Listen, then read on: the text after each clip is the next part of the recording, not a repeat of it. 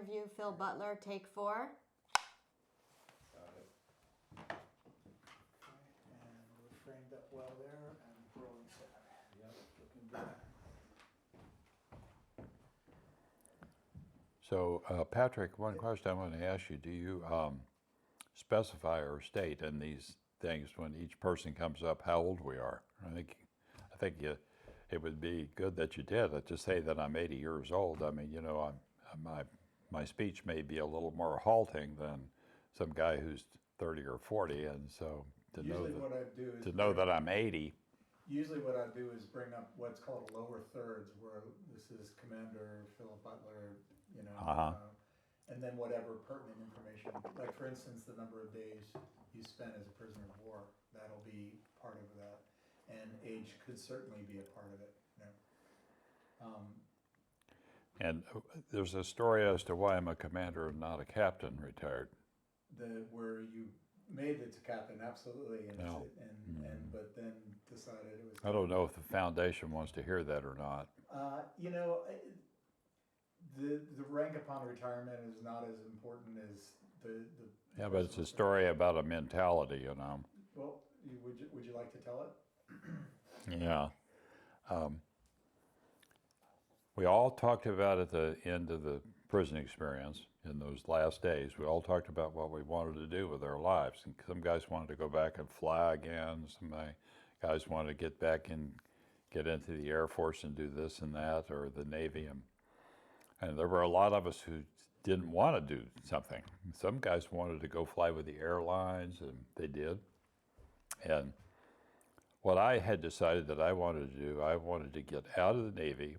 I just hated the war and hated what had happened in the war and all the so-called rationale for the war and how we had left the thing. So anyway, I made up my mind that what I really wanted to do, I wanted to go back to graduate school and get a PhD in some kind of behavioral science or some sort of science that had to do with people.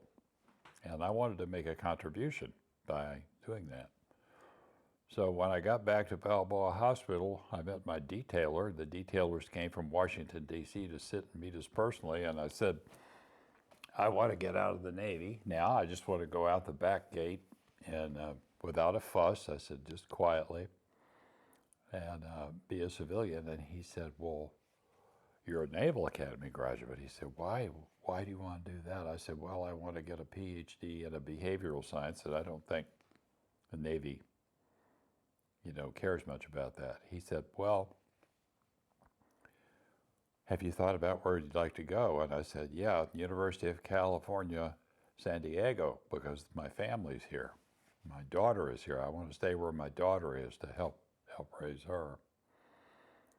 And he said, well, here's the deal. If you can get admitted to graduate school, he said, I can get you 2 years there paid for, and then I can give you a verbal agreement for 2 years more if you want to get a PhD. He said, but you have to get admitted first to that graduate program. And I said, well, all right. So I went out a few days later and got admitted, got an interview and got admitted, being an academy graduate and so forth, to the Department of Sociology, and which was actually a social psychology degree because it was small,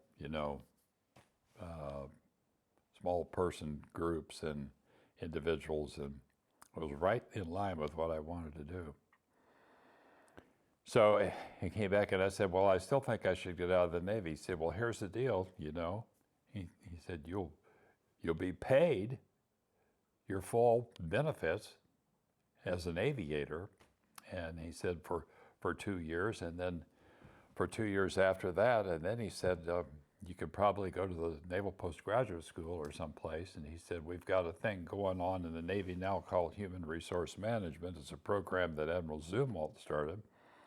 He said, you'd be a natural for that. And he said, if you think about it, maybe when you get out of the Navy later on, you have a second career.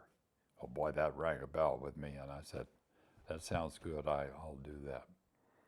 So I went to UCSD graduate school for 2 years and double overloaded, fortunately, and got all my coursework done because I knew that verbal agreement was worthless. And then I was able to go into the human resource management program as a team leader for 3 years. And that was where I did my research for my PhD, for my dissertation. Then I went to the Naval Postgraduate School. Well, then I thought, here's time coming along. I'm coming to 20 years. And quite frankly, when I saw 20 years coming up, I said, that's it. I'm finished. I'm done. I want out of here. I'm going to retire as a commander. But the next thing I knew was I got promoted to captain 2 years before my peers because I had been promoted below the zone because of my record as a POW and my other records that I had. So I was promoted early. I and 2 other classmates were promoted to captain at 19 years, 18 and a half years actually. But the problem for me was if I stayed on as a captain, newly minted captains got sent to Washington, D.C., and I didn't want to go to Washington, D.C., and I didn't want anything to do with the Navy anymore. So when 20 years and 1 minute was going to come up, I told them I wanted to get out, and Admiral Eklund, my boss, said, Phil, you can't retire as a captain if you don't spend 2 more years. You know, DOTMA regulations, you have to do 2 more years in rank. And I said, that's fine, Admiral. I'll just retire as a dirty old commander. It's okay. And that's what I did. So I gave up my rank as captain and retired as a commander. And it was the right thing for me to do. For years after that, I look back on that as doing something for Phil and not something that other people thought I should do. It was just a sort of a personal victory to do that. I want to talk about that a bit. There's aspects of this, and I think you make the point rather astutely, that your classes at the Naval Academy in leadership, you found lacking. In fact, Yeah, we called them leader sleep back in my day. Guys referred to it as leader sleep classes. Maybe you could help us and the military understand, what did you learn about leadership in your experience in the Hanoi prison system in reflecting back to what you were taught about leadership in the academy and the differences? Well, I think what we taught, we had these case studies about individuals, you know, senior and junior, you know, situation. We had a little book that was just useless. And so there were these case studies that we went through, but I don't think you ever got the picture of how important the group is, you know. And I came up with a little thing that I've said many times in speeches and presentations to people, and that is that people like to look at me and say, look at that guy, he's a hero, he was a POW. He was an individual, and how could you survive all that stuff as an individual? Americans look at leadership as everything to do with the individual.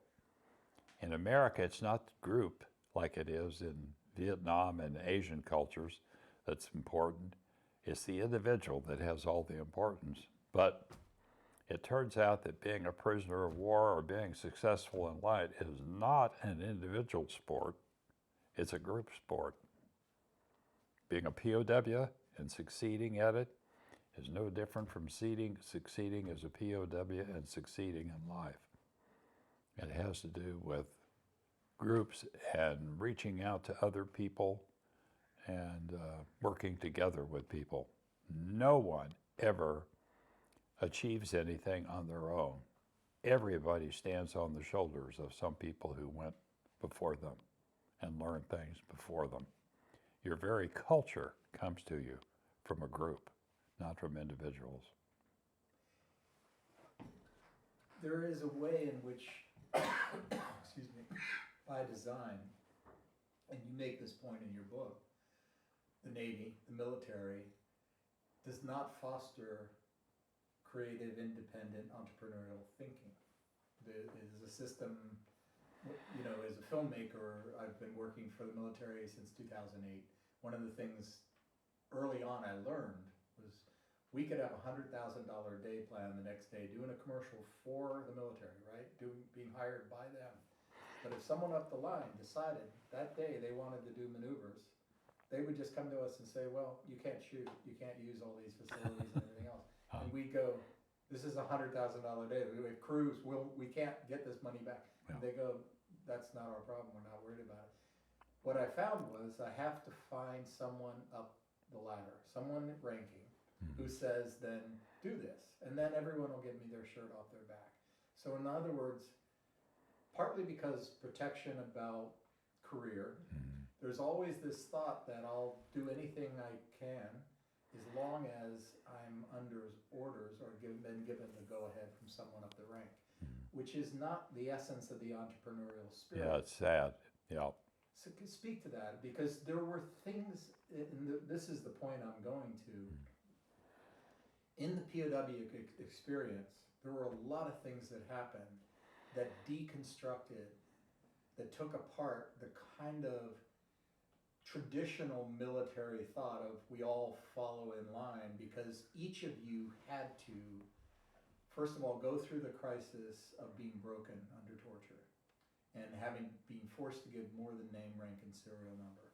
Secondly, find self-forgiveness for what you felt might have been a failure of some kind. And then find forgiveness and support with each other. And then began this process. As a group, all of you were incredibly creative, incredibly entrepreneurial. You found ways to invent, to recreate, you even rewrote the military code of conduct for the situation on the ground. That's all entrepreneurial, independent, spirited thinking, and yet you maintained the system of military discipline. And if the military can understand this, it's a gold mine. How can they foster individual, creative, entrepreneurial thinking within the ranks, and yet within the system of military discipline? Can you speak to that, sir? Well, as a prisoner of war, if you're in a POW camp and you're in a cell with a bunch of other POWs, what's your value? What is your value? Well, your value might be as an entertainer. You know some movies that you can tell. You know some songs you can sing. You know a language that you speak well other than English that you can teach. You know mathematics. You know some stuff about history. You know who knows what. But what is your value? Another part of your value as POW is what can you do to fool the enemy, to fool the Vietnamese. You know, some guys had a lot of value, really value, creative and communicating, that figured out creative ways to do it, get away with communicating.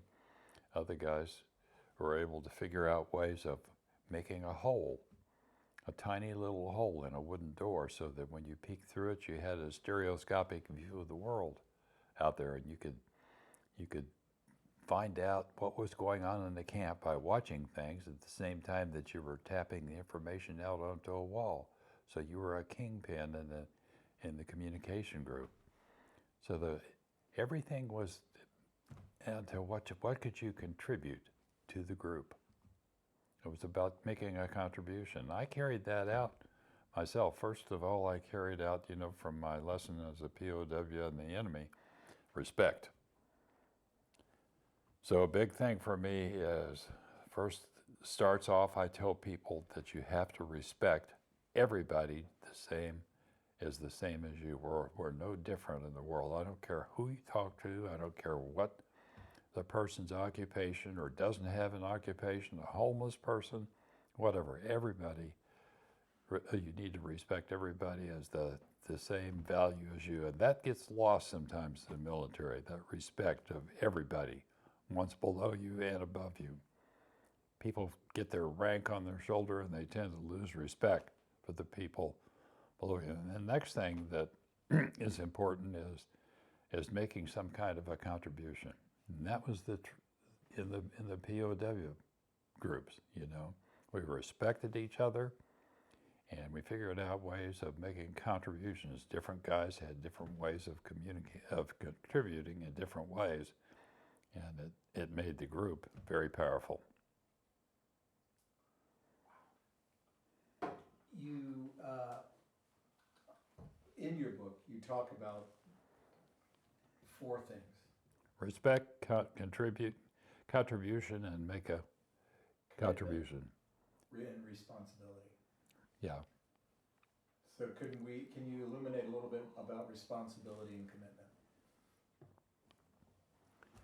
I think we all have a responsibility to make a contribution. If you're fortunate enough to be here on this planet, even if you can't walk or you can't talk or whatever it might be, I think we all have a responsibility to make this place a little bit better after we've left it than it was when we were here. And so I teach that to people in courses, and as a result of my experience, that first of all comes respect for everybody that you come across and that you talk to, no matter who they are or what they are. I am a coach and mentor to 70 Vietnam veterans that are incarcerated in Soledad Prison, and I go down there once or twice a month and work with those guys. And I'll tell you, we respect each other just like you can't imagine, just like 2 brothers. I have respect for them, and they know that I have respect for them, and as a result, I have benefited enormously by knowing those gentlemen down there. Some of them have been down for 30 or 35 years. I thought 8 years was a long time for me, but some of those guys have been down. I talked to a man recently who'd been incarcerated for 45 years and still hadn't gotten paroled, even though he should have been paroled 10 or 15 years ago. So, but that's another story about that. But at least the idea of respect, not only respecting, of course, other people, but respecting our planet. Don't abuse our planet. We've got to leave it, try to leave it better than when we left it. We're destroying. We're in the process of really messing it up right now, but we have to learn to respect the planet, respect our oceans, respect wildlife, respect plants, and all I think about respect. And the next thing for me is to be committed to something. Show me a person who's not committed to something, and I'll show you a person who hasn't grown up. Be committed to something and then try to make a contribution in whatever way that you see that you're committed. Try to make a contribution to make it a better planet. And that's what has driven me since I came home from Vietnam. And that is to respect people, to be committed to trying to make the planet a little better place to live, and to make a contribution in the ways that I make a contribution. Even now, even though I'm 80 years old and not being paid for it, I try to make a contribution with nonprofits. And I've been on numerous nonprofits helping in various ways, sometimes on boards and sometimes in other ways. During your time in the Hanoi prison systems, you and your fellow former POWs dedicated yourselves to 3 words, and those 3 words form the core of choices and decision making. And then when you got back, you've since I've modified it for myself. That's right. When I came home at some point, after I'd been home several years, I guess, I still had Return with Otter in my mind and in my heart, as did probably a lot of us. I hope most of us. But I realized that I had returned, so I had to modify it, and I made it Live with Honor. So living with honor, composed of those things that I just talked about, respect and being committed and making a contribution. That's what it's all about for me. That's driven me in this life, and it's made a very happy and fulfilling life for me to have that personal motto and motivation. You and I are of a similar generation. We have gray hair, and you can remember growing up in Tulsa and spending the day out with your dogs and running around, and no one was, if you came back and ate lunch, great. If you didn't, they weren't worried about you. You'd show up. And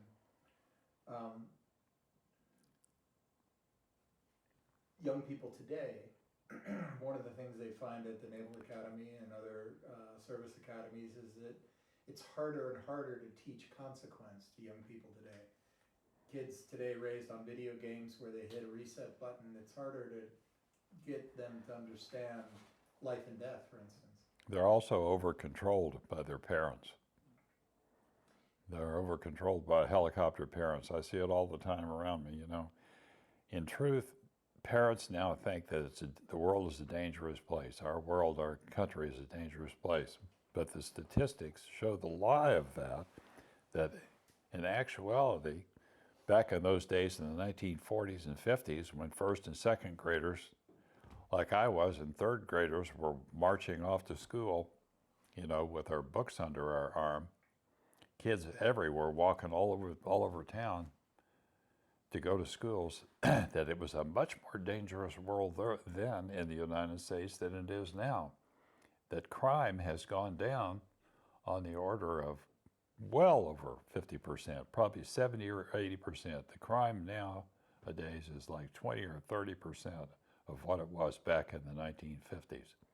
It's just that didn't have it plastered all over TV all the time, and people were quiet about what they did to minority people, to African Americans and other minorities, what was going on back in those days, and how children were being abused and wives were being beaten up, and all those things were going on back then, but it wasn't talked about like it is now. It hasn't come out, you know, in the media so much. So I think parents live in fear, you know, for their children, and as a result, they handicap their kids and make them unable to take the bull by the horns and be responsible citizens, you know, on their own. Maybe part of this thing they're talking about at the Naval Academy, just seeing a consequence or something. When I was a kid in Tulsa, Oklahoma, my buddies and I used to get on the bus and go downtown on Saturday and watch, you know, some movies. It would be like a double feature, you know, with comics and shorts and all that kind of stuff. And I knew, and we knew when we were out in the streets in Tulsa, that if we acted out or started being stupid or doing stupid stuff, that every adult that went by us was a parent. It wasn't just our parent, it was anybody would grab you by the ear and say, "Hey, young man, what are you doing there? You pick up that trash that you just threw down there. What do you think you're doing?" You know. So that's the kind of world that we lived in. Early on, learning to take responsibility. I had a .22 rifle when I was 10 years old, and my dad taught me how to use it, and I learned responsibility for using it. Never got into an accident with my .22 rifle. One of the things that you speak about, and all of the former POWs have talked about, the experience of solitary, of isolation, of time. You were in the Hanoi prison systems for over 7 years, correct? 7 years and 10 months, I think, yeah. Yeah. I like to say 8 years because it felt like it. Yes. It's hard I'll go out to dinner with friends and ostensibly we were there to talk and tell stories or whatever it is, and within moments they're pulling out their phones and they're glued to their phones for a good part of the dinner. Young people today are just constantly having they need this stimulus of data, the constant data flow. One of the things that we learned about without actually recognizing, being raised in the era that we were, was that time was part of life. In the Hanoi prison systems, time became life in a big way. 24 hours a day, 7 days a week, 4 weeks a month, 12 months a year, year after year. You had to account for, deal with, survive, and thrive in time. And you talk about the power of learning to be with yourself. That's a really important part of the muscle, because I think it's fair to say that honor, integrity, responsibility, these are all muscles that unless we exercise them, they atrophy. We have to practice with them. We have to choose them, not just stumble on them the day we need them. I like, for example, I like to go out very early in the morning on a Monday morning and leave late at 6 or 6:30 and go to the golf course and play 18 holes of golf by myself. And I have buddies that I play golf with, and I love playing golf with my buddies, you know, on Fridays. But lots of times on Mondays, I'll go out and play golf by myself because I really like my golf partner a lot. I really enjoy that, being out there, listening to the birds and enjoying the fresh air outside and the morning sun and the wet grass, and it's all just absolutely incredible. I have a flip phone. I started with a flip phone before they came up with these Android and iPhone things. And I had one for quite a while. I resisted even having that. My sister, you know, embarrassed me by giving me her hand-me-down flip phone, which I had for a long time. And my wife said, Phil, we got to get Androids.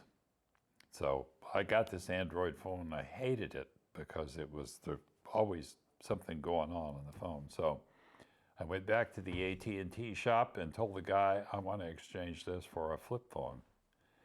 And he said, okay, and he did. He took the chip out. And I said, this is kind of embarrassing for me. I told this young man, I said, you know, coming back here, exchanging this thing, it's kind of like failure, this thing for a flip phone. He said, you know, sir, it's not. He said, we see people, not just your age, but younger, coming in and getting a flip phone. Because all I want it for is to make a phone call. I don't want to live on it. I don't have to, fortunately. I don't have a job that requires me to do that. So I want to enjoy the world in the time that I have left. My wife and I volunteer at Point Lobos State Reserve, and we're out as docents out there, and we see people walking around the pathways next to the ocean, next to our gorgeous ocean, you know, with their phone in front of their face. And I stop them and say, my God, do you realize what you're doing? Look around you. Let me tell you about some of the things that are happening around you. Let me point out some things to you. And it's just astounding. They're just absolutely locked into it. I guess it's just a horrible habit that people have created. Now, they don't need to be on that phone all the time.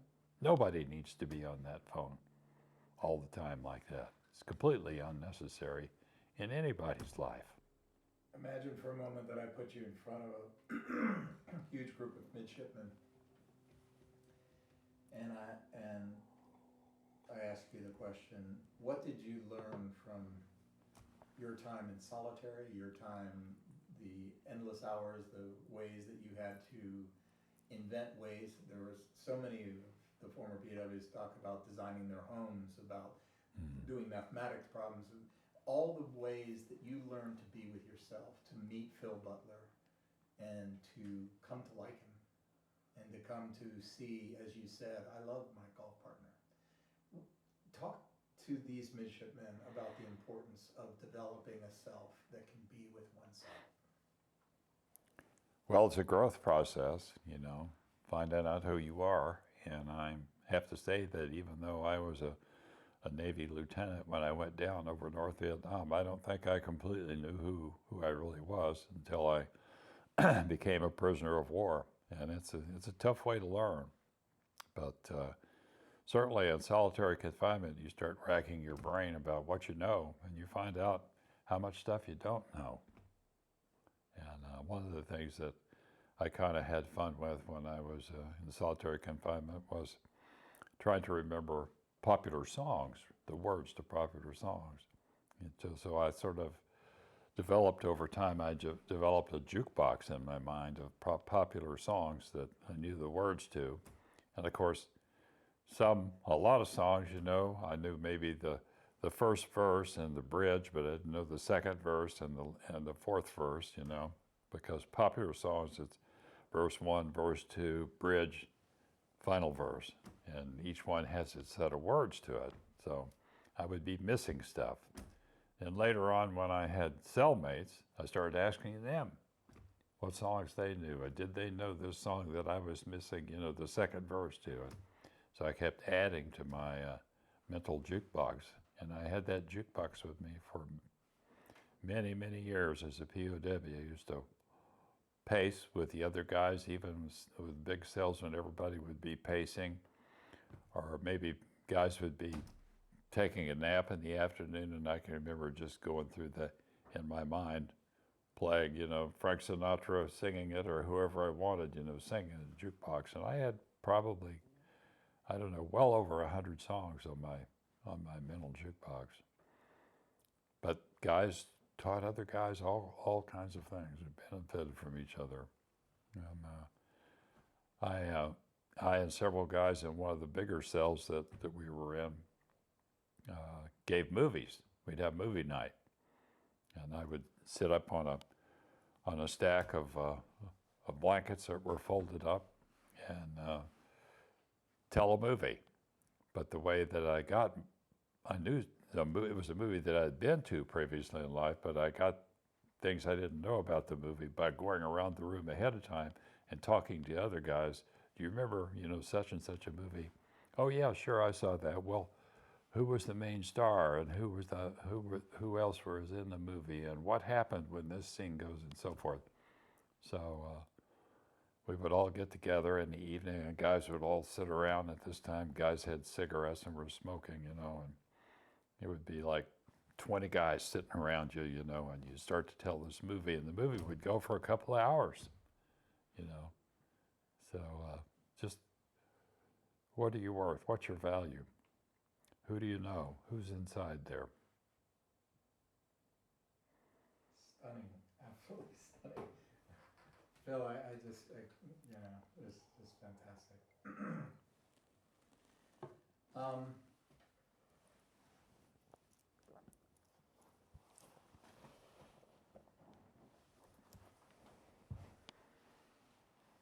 You talk about personal pride, about looking in the mirror. What would you say to a young person today who could say to you, with some justification, they can say to you, I'm not sure why I need to lead an honorable life. I certainly see lots of examples of very successful people in the world. And I don't see honor, I don't see integrity, I don't see even good character. And what do I need it for? What do I need it for? Well, you need it for you, and if you don't have it at some point, no matter who you are or how much money you've made, at some point you'll come around to a reckoning with yourself, and you'll look back and you'll be disappointed with yourself. I can guarantee it. When you're my age, when you're 80, or maybe earlier when you're 40, you'll look back on your life and you'll say, you know, what's wrong with me? Why am I doing this? What's the deal in this life here? Why am I living the life that I'm living? Why am I so interested in making all this money? Why am I so interested in having a hot car? What's the point in all of this? And you come back around to, do you really like the guy that you're looking in the mirror at? It's only human nature. Fantastic.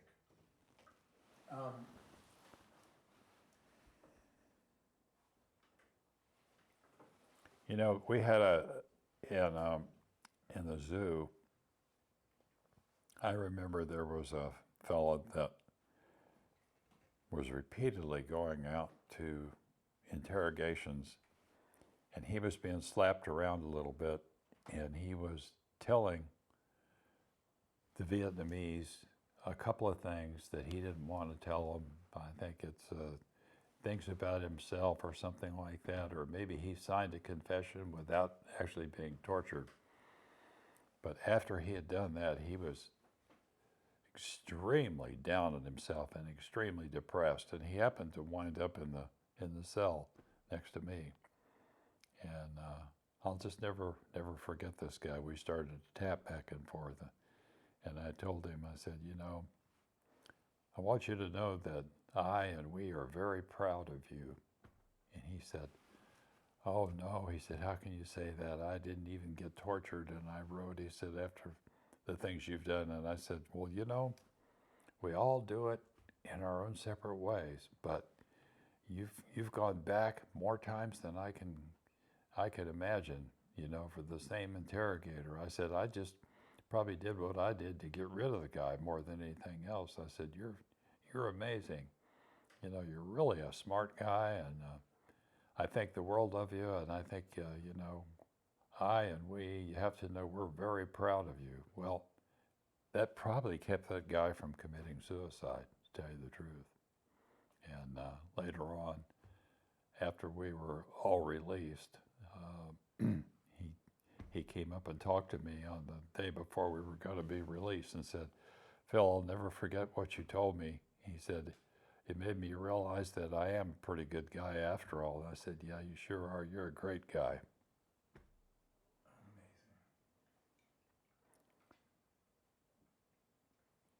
That's just part of simple support, simply supporting other people. They may not be exactly like you, but if you support them, it's good for them and it's good for you. There's something you address in your book that no one has touched on, and I think it's worth, I mean, it's a kind of a tricky thing for me to find my way into, but you talked about realizing the limitations.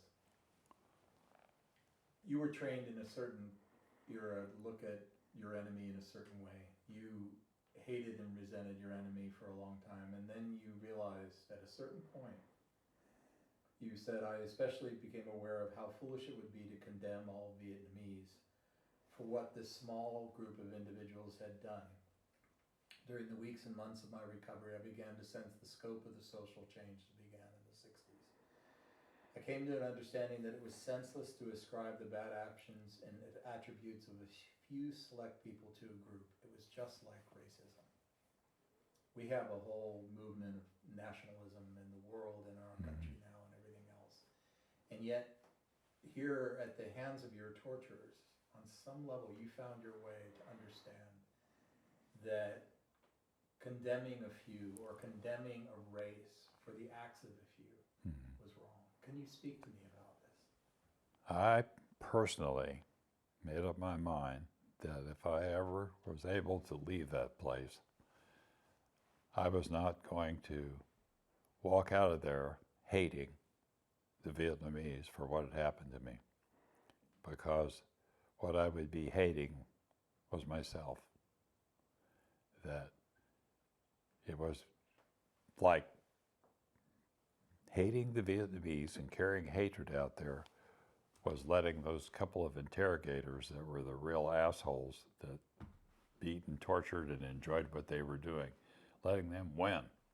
That's exactly what they would have wanted. They would have wanted me to continue to be a POW out in the world that I was in. It would have been great pleasure and great victory for them if they could make that happen, and I was not going to do their work for them and, you know, have them put me down and be successful at it. So I have never had any appreciation or respect whatsoever for some guy who says, well, I was in World War II, so I hate the damn Germans, or I hate the damn, you know, Japanese, or I hate the Vietnamese, or I hate Koreans, you know. I tell them right to their faces that they're really being stupid, that they're jerks for saying that. To lay the sins of an individual on a group is something that no one should ever do.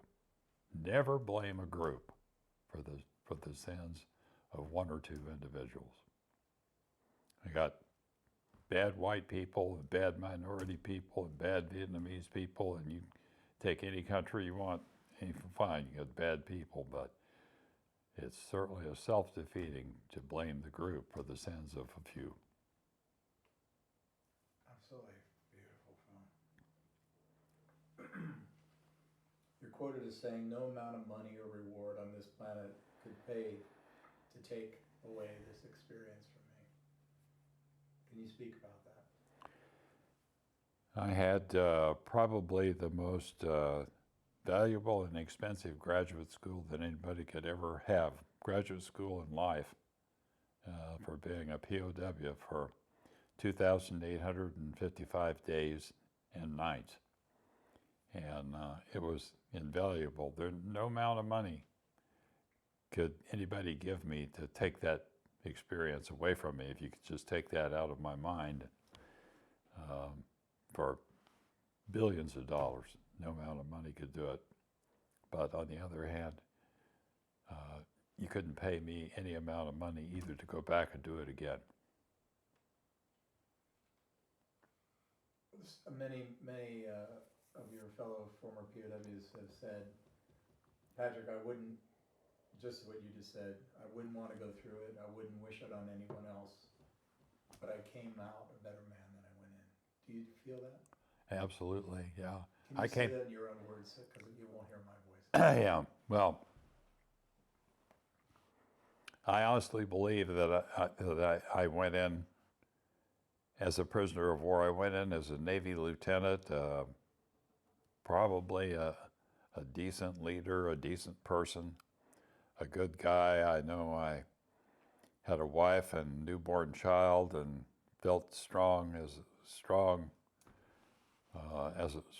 a father and so forth. But as far as really knowing myself and respecting myself completely as a man and as a human being on this planet, I learned a lot of that in prison, that's for sure.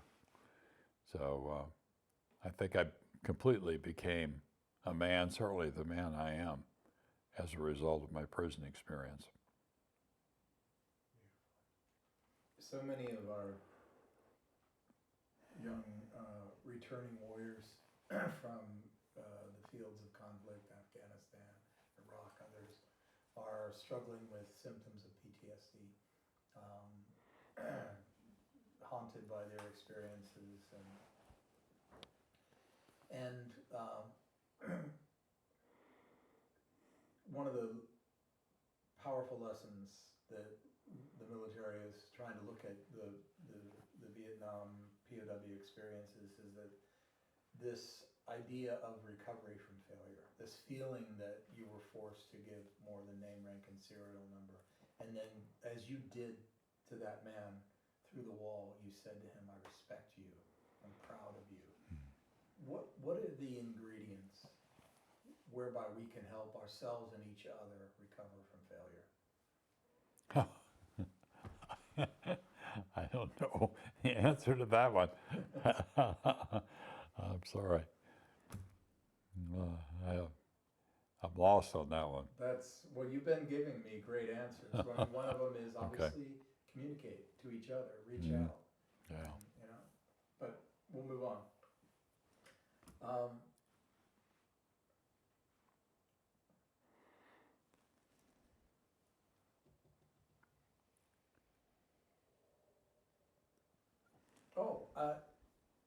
I just think it's one thing I want to cover is you talk in your book about working with people, and you'll take them to the shore and you'll do an exercise with them. It's kind of a meditation exercise where you have them close their eyes. Can you speak about that process? Yeah, I used to do what we call T-groups, which are personal learning experiences for executives. And I'd have like 8, 9, or 10, sometimes as many as 12 executives sitting in a circle and spend 5.5 days with these folks. And what they learned how they come across to each other. It's the most powerful leadership experience you could ever have. And learning how your behavior affects other people. And they learn to give and receive honest feedback and to be honest with each other in the group and to cut through all the baloney and so forth. So one of the experiences that I had for them, I used to take them out to Point Lobos on Wednesday afternoon when we had an afternoon that we could go out there and take them out to the shoreline and have everybody sit down on the rock and have an experience. And I call it listening without seeing. And I would have everybody close their eyes for about 3 or 4 minutes in total silence and listening to all the sounds that are going on around them. And then I would have them do seeing without listening. And I would invite them to look at things that were going on in the crashing shoreline down below them there. And then when we got back to the classroom, we talk about that. And that was a pretty powerful experience for people because it was the experience in, as Ram Dass said, being here now. Be here now. And taught them to be here now.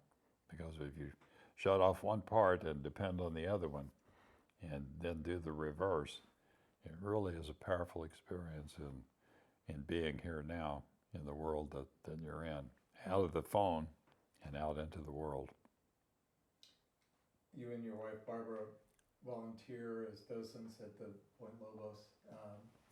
You live in one of the most beautiful cities in the world, perhaps easily, I could say that with a lot of justification. What does it mean to you, given all the experiences you've gone through, the almost 8 years of incarceration, when you stand out on the shore of the ocean, when you look out and you guide others through this and you run people through experiential learning experiences on that shore, what does it mean to you personally, the freedom you experience now and the beauty? Well, you can never really experience freedom until you've had an experience where it's been taken away from you. That, you know, for me, not just like standing out on the shore of Point Lobos or having some powerful, you know, place to be like that, but just lots of times just unlocking my front door and walking out into the driveway like I did this morning is a great experience, and being able to unlock a door and open a door and walk out. And I hear guys that I work with in prison, in Soledad prison, that incarcerated veterans that I work with, and they say that you know, they can't wait to be able to walk out that door themselves and turn the lock. And I've had a couple of them that have come out, non-POWs, but guys who were incarcerated say the same thing, say that they just really value the experience of being able to walk out their front door on their own whenever they want to. Wow.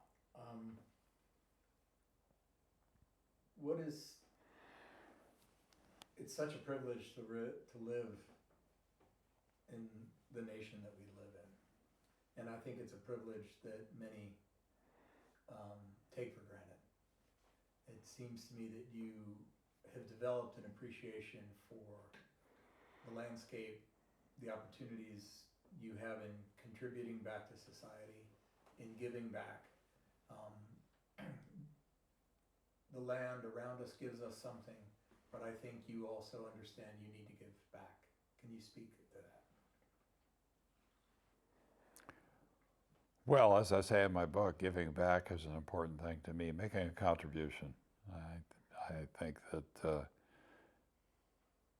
it's incumbent on everybody who's fortunate enough, as I am extremely fortunate, to live in a really nice area and to have money to do things that I want to do and to help other people. But I think it's just incumbent, I feel a huge responsibility to give back and try and make the world a little better place than when I left it. And I try to teach that to people, university students, and other people that I speak with, that maybe they haven't thought about doing that yet because they're still in school, but it's important that they think about respecting other people and making a contribution to the world. We have about a half hour left. I thought we'd take a little bit of a break and then we'll do some final questions. And let me get that microphone out of your way, Phil, before you step up there. Oh, it's all right. And we need to do the top coat as well. Yeah. Little demo of the top coat.